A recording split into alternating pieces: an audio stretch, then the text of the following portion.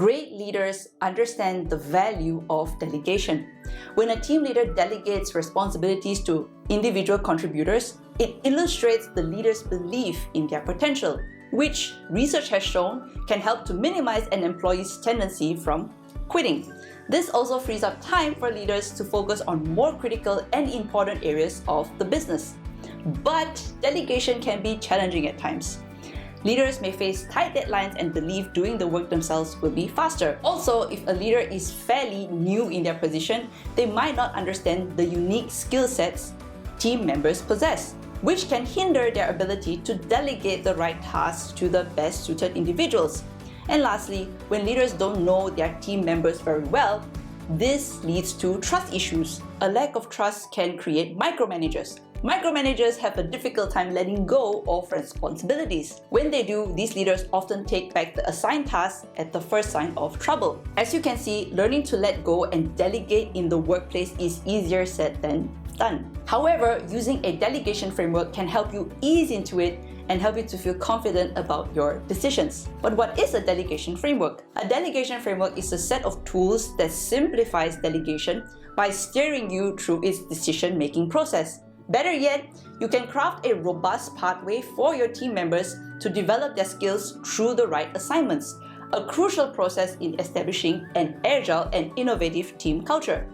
How to use the delegation framework? We're going to be looking at two frameworks. First will be about when to delegate, and the second will be focusing on how to delegate. So let's first look at when to delegate. Delegation can be looked at through the following two lenses: task importance versus urgency. How urgent and important is the task? This will help you decipher how much time you have to train and how many missteps you can afford. If the task is especially important and urgent, for example, your organization is faced with a PR crisis that needs immediate and expert attention, avoid delegating responsibilities to someone. Bring the two components together to map out a delegation framework like this. Identify which quadrant your project falls into so you know when to delegate.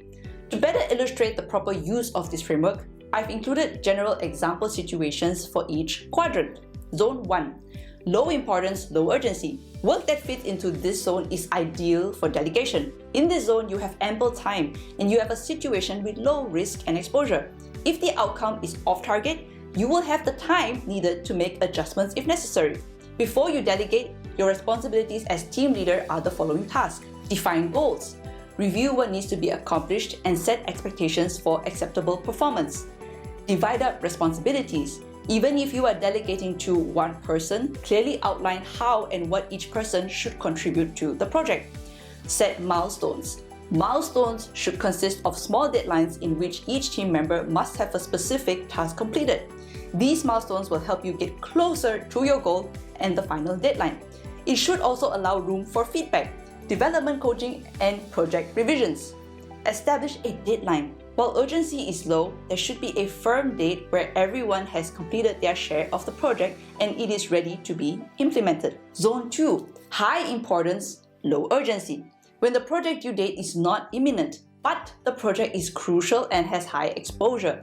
This is a great development opportunity for others as long as you maintain quality control and oversight. If you have a team member who is less experienced but eager and willing to learn and grow, you are safe to involve them and utilize their assistance. You can delegate certain aspects of the project based on the team member's abilities and interests.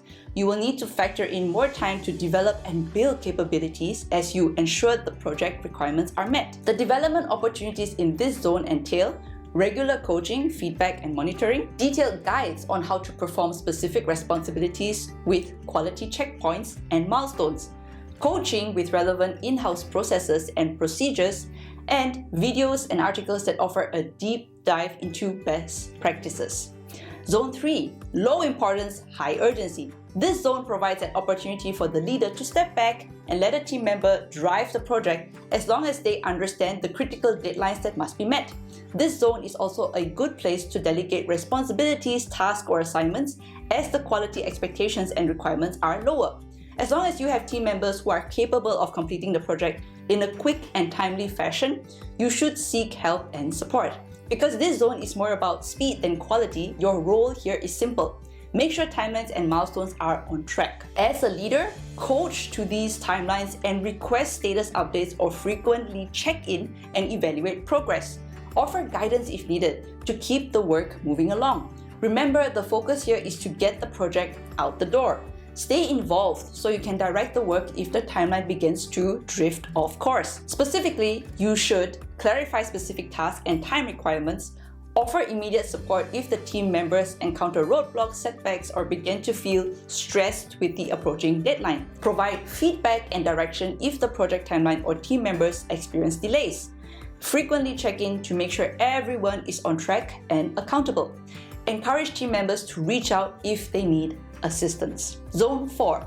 High importance, high urgency. This is a zone where delegation should be limited with the leader retaining ownership of the situation. Circumstances like this require experience, knowledge, and skills to effectively execute the task or project in a timely manner because there is a need to deliver quality solutions or service. There is limited time to permit teaching, training, delays, or challenges.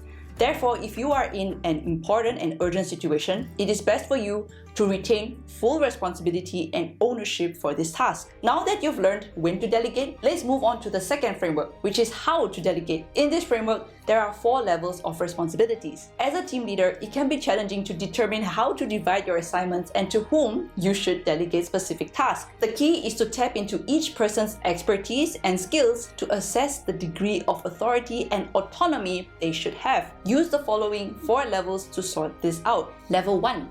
Research or admin task. Someone who is new or does not have the qualifications can begin with Level 1. Level 1 is when you have a team member help you or their teammates make a decision. You might have them conduct some research and produce options for you to choose from. Level 2. Decision making. Instead of simply researching competitors and or performing administrative roles, your team member would take the next step, which is present the recommended decision to you. Because responsibility ultimately still resides with you as the team leader, you would give the green or red light on their decision. Level 3. Empowered authority. Depending on their expertise, you may grant your team member the authority to make decisions and proceed with those decisions without your approval. They report their findings and results to you, and you offer feedback and guidance along the way. Level 4. Autonomy. Your most experienced team members can fall into this level.